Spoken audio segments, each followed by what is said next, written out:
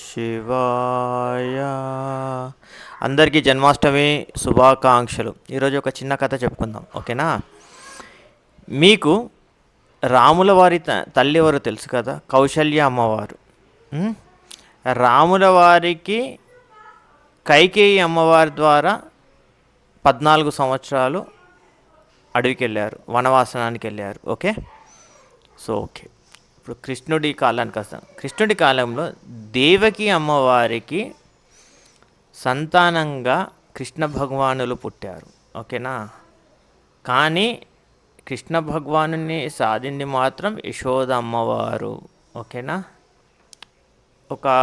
ఈ రెండింటి మధ్యలో డిఫరెన్స్ ఏందో చెప్దాం.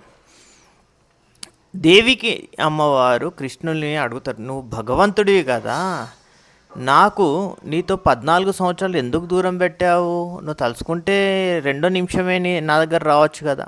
సో దీనికి సమాధానంగా కృష్ణ భగవానులు ఏం చెప్పారంటే, అవును, పూర్వజన్మలో మీరు కైకేయిగా నాకు 14 సంవత్సరాలు వనవాసానికి పంపించారు, కౌశల్య అమ్మవారితో దూరంగా. సో ఈరోజు ఈ జన్మలో మీరు కైకేయి మాత దేవకిగా జన్మించారు.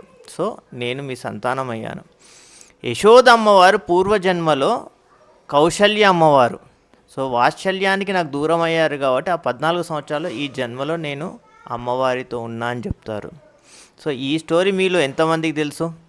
జై శ్రీకృష్ణ, జై రాధే రాధే, రాధే కృష్ణ, రాధే రాధే.